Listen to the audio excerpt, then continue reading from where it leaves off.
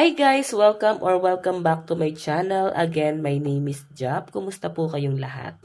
Okay, so yan guys, maraming salamat po sa walang sawang pagsubaybay sa ating pong daily love reading. And kung ikaw ay bago pa lang sa ating channel, mag-subscribe na po kayo and i-click mo na rin yung ating notification bell para lagi kang updated sa ating mga bagong upload. Okay, so yan guys, sa mga interesado pala sa ating private reading, wishing candle and cord cutting, iiwan ko na lang po yung link ng aking Facebook sa atin pong description box below. Okay? And sa mga habol pala guys, sa ating full moon manifestation, sa ating cord cutting and wishing candle, ayan, limited slot lang yan guys kasi kukunti lang naman yung candle ko. Okay? So, kung puno na guys yung slot ko at bigla kang humabol, so, hindi na ka tatanggapin pagka puno na talaga yung slot. Okay, so ayan guys, tignan natin. So, once a month lang guys yung full moon. Tignan natin kanina bang love reading itong masasagat natin. Okay, kanina po itong love reading. So guys, the Tower. May naghiwalay. Nakita ko na parang pinilit namang ayusin itong relationship na to. Okay? So, shuffle ko muna to guys.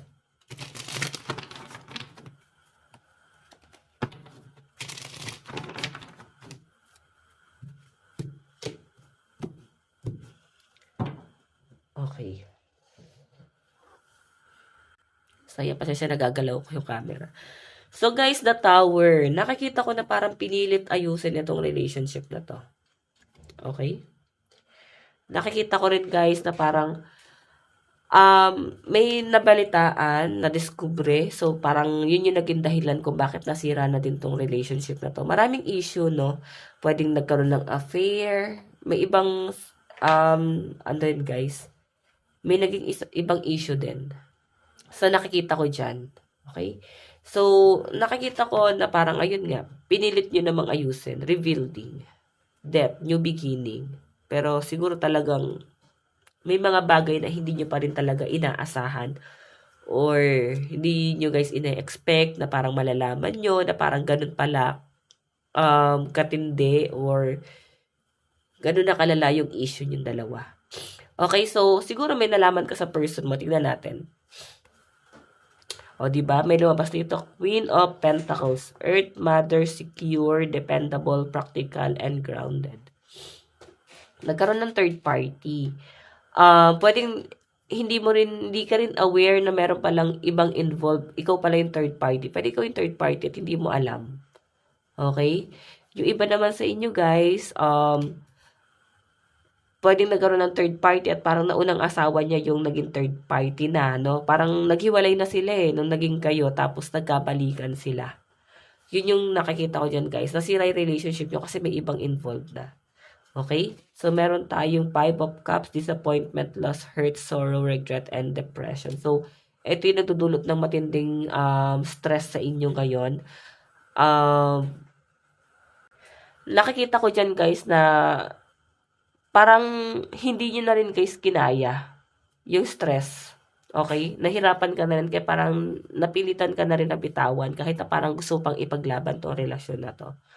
Okay? So, ayan. Diba? Mahal na mahal mo tong taong to.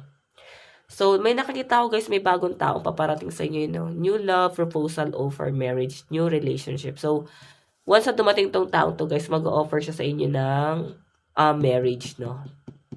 Pwede ikasal ka sa new person na nakikita natin dito. So, siguro nasa inyo na lang yan guys. Pwedeng maguluhan ka pagdating ng araw or pag dumating yung araw na to, na parang na-realize ng person mo, ayan, ayusin ko nga ito guys, na-realize ng person mo na mahal ka pa pala niya, and kahit sabihin natin na ayusin niya yung relationship niya dun sa taong yon, nakikita ko na parang hindi mo alam tuloy kung sino pipiliin mo, sino yung person or itong past person na to, kasi ito yung energy mo. Okay? Ito yung energy mo. May mga, grabe, yung iba sa inyo pwedeng dumating pa sa point na talagang bumigay na, hindi nyo na kinaya. Grabe guys yung nangyari dito, no? As in, rumble. Parang ganon. As in, riot yung nakita ko dyan. Malaking gulo. Kung hindi naman kayo nagkaroon ng malaking gulo sa inyo, pwede mas pinili mong manahimik. Mas pinili mo na magparaya. Wag lang lubak yung issue. Okay? So, may nag-aantay sa inyo, guys. May nag-aantay sa inyo na tamang tao. Tignan pa natin. So, yan, may energy tayo ng water sign, Cancer, Pisces, Scorpio, Capricorn, Taurus, Virgo. Okay, tignan natin. Ito yung energy ni person. Ano yung nararamdaman niya sa inyo?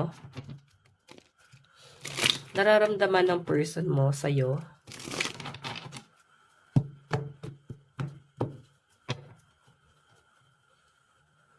And nararamdaman mo naman kay person.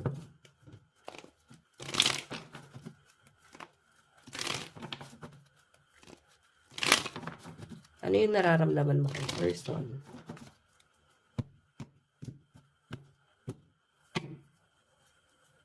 Okay.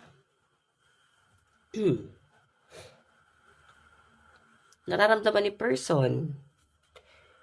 Tignan mo, oh. Nag-offer ka pa rin ng cup of love sa kanya. Okay? Or, pwede nung una humabol ka. Nakikita ko dyan, guys, na ngayon, pwede na dun ka na sa point na parang or I mean, eto si person, na doon na siya sa point na parang ayaw na niyang humabol. Kasi ito energy mo eh. Nag-offer ka ng cup of love. Ramdam ng person mo na mahal mo pa rin siya. Pero nakatingin kasi siya doon sa mga ginawa niyang kasalanan sa inyo. Okay? Aware siya na ikaw yung third party or baka ikaw din nagiging third party ka at na ikaw yung legal. Ang problema lang guys, parang feeling niya hindi siya nagmamature. Tignan mo bata yung energy. Nakatingin siya doon sa mga kasalanan niya sa inyo. And kung ano yung nararamdaman niya sa inyo guys, hiya yung nakikita kong nararamdaman niya rito. Okay, natatakot siya rito. Okay, natatakot siya na lumapit pa sa inyo. Natatakot siya na makipag-usap pa sa inyo. Okay? Ano naman yung tingin sa'yo ng person mo ngayon? Magician. Nakikita niya na nagsusumikap ka ngayon. Kinakaya mo na kahit wala siya. Okay, ayan no. Naramdaman niya na parang hindi mo na siya tinatanggap. Okay, naramdaman niya na parang hanggang diyan ka na lang, hindi ka na pwede lumapit sa akin. Okay, nagsiset ka na ng boundaries sa connection yung dalawa, no? Okay? So, tignan pa natin, guys. Ano naman ang magiging action ni person ngayon? Ano yung gagawin niyang action papunta sa'yo? The High Priest. Kakausapin ka nito. Kukuha lang ng lakas ng loob to. Kakausapin ka pa rin nito at dadasalan ka, no? Mimisahan ka ng person mo. Kasi si High Priest, ano yan guys? Parang pari yan, di ba? So, baka misahan ka ng person mo, gamitan ka ng Bible verse, or baka maka-Diyos. Or pwede naman guys na magkaiba kasi yung culture nyo. Ano ba siya? Muslim? Ayan kasi, parang ganun yung energy. So, nakikita ko dyan guys na siguro, yun din yung nagiging conflict yung dalawa, yung culture, no? Nahihiya siya na lumapit pa sa'yo dahil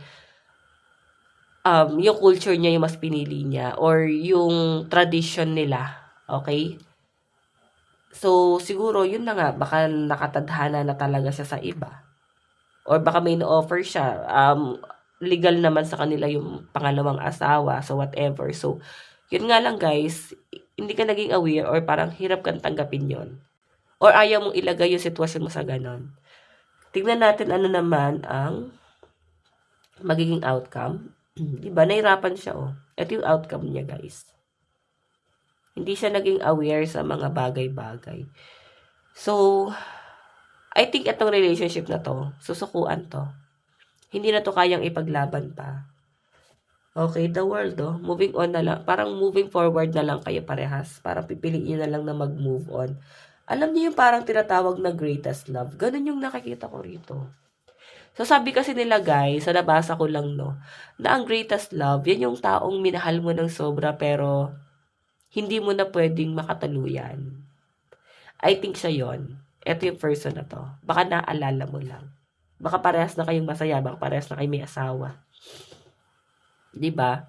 So, pwedeng naaalala niyo yung isa't isa ngayon. Kasi itong person na to, ang tingin niya sa'yo, ikaw yung greatest love niya. Pwedeng greatest love mo rin to. Okay? Na parang ikaw yung sobrang minahal niya na hindi niya pwedeng ipaglaban. Ikaw yung taong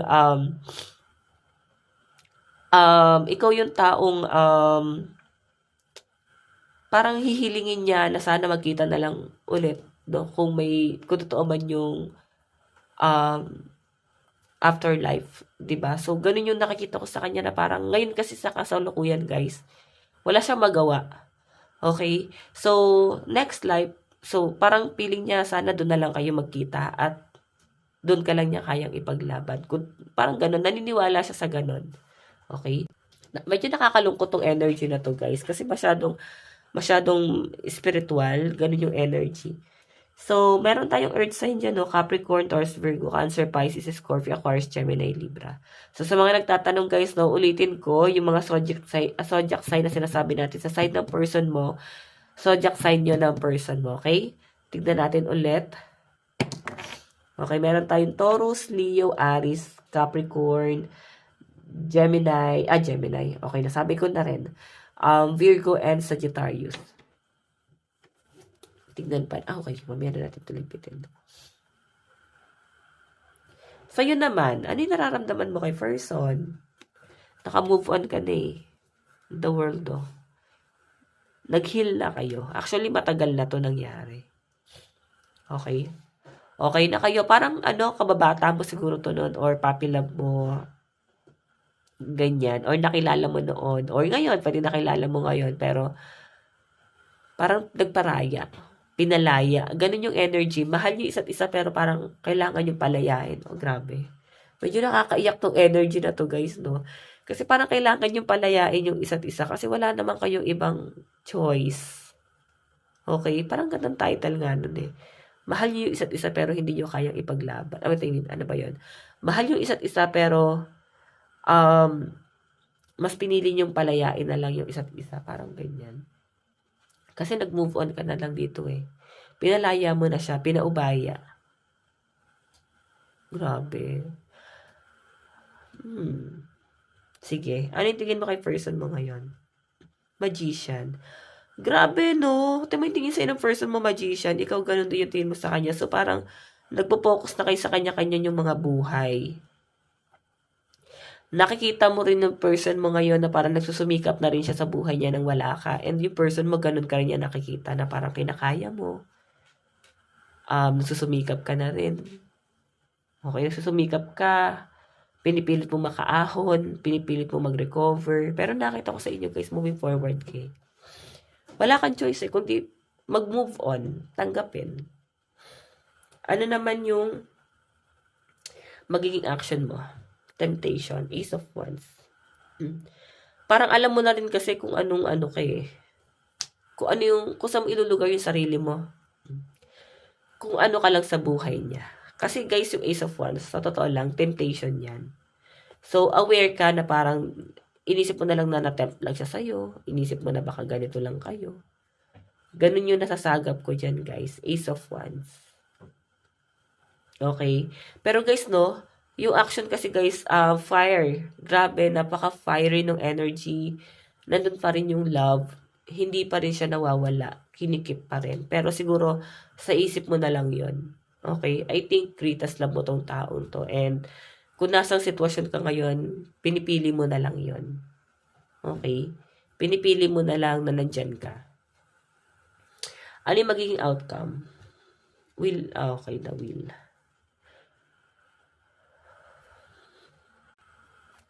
So, grabe, no? Yung energy kasi, guys, more on pag-move on talaga siya. Nagre-recover ka. Actually, parang naka-recover ka na talaga. Naka-move on ka na dito. Wheel of Fortune. Tignan mo, ito yung itim sa ulap. Ito, maputi na siya. So, nakaka-recover ka na. Yung outcome sa'yo, guys. siguro magtatagpo pa rin kayo kasi ito outcome niya eh. Ito yung outcome mo. Baka magtatagpo pa rin yung landas nyo. And siya yung pinaka nahihirapan dito guys, no, sa pagtatagpo niyong dalawa. Kasi ikaw, masaya ka na sa kung anong meron siya ngayon. Masaya ka na sa kung nasan siya ngayon. Yung person mo nahihirapan pa rin siya. I think naduwag tong taong to. Hindi niya na ipaglaban tong relasyon na to. So siguro may kanya-kanyang pamilya na kayo. Or kung single ka ngayon, single ditong person na to. Pero parang hindi na siya pwede. Ano ba, bakit? Malayo ka maghanap mo ba? Basta conflict guys eh. Sorry, naisip ko yung mga ganon. Pwedeng, pwedeng parang, parang ganito. Di ko masabi, no? Iniisip ko yung words. Kapatid ng asawa mo, pwedeng ganyan. So, pasensya na guys. Basta conflict talaga. Hindi siya pwedeng ipaglaban guys. Talaga. So, may mga ganun scenario guys. May dalawa na ako naging client na ganun. Yung isa nga pinili na lang mag-abroad guys. 'Di ba? Para lang hindi na makita tong iniiwas niya yung sarili niya. May mga ganyan scenario. Pero ito guys kasi talagang sa culture din. Sobrang sabihin natin guys na magkarelasyon kayo pero parang ang bigat nito, grabe. Diba? Hindi ka makawala, oh. May dalawa kang choice. May dalawa kang option. Aalis ka or magi-stay ka. Kasi pag nag-stay ka, guys, mas stuck ka ng ganito. Mababaliw ka. O aalis ka, magkakaroon ka ng kapayapaan, pero naiisip mo pa rin siya. Pero nakita ko sa'yo, guys, lalayo ka.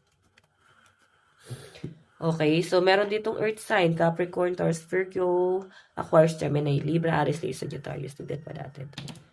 Okay, meron tayong Gemini, Taurus, Pisces, Aries, Capricorn, Leo. Ayan. Tignan pa natin. Saan na patungo?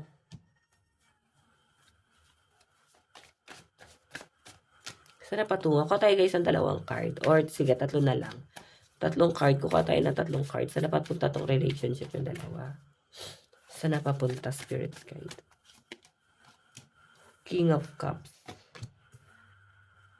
Knight of Pentacles. Oh my God. Ikaw, sino pipiliin mo? Dalawang tao, si King of Cups saka si King of Pentacles. 9 of Wands yung energy mo. Okay, may mga LGBTQ+. So, uulitin ko guys baka kasi hindi naririnig tong iba.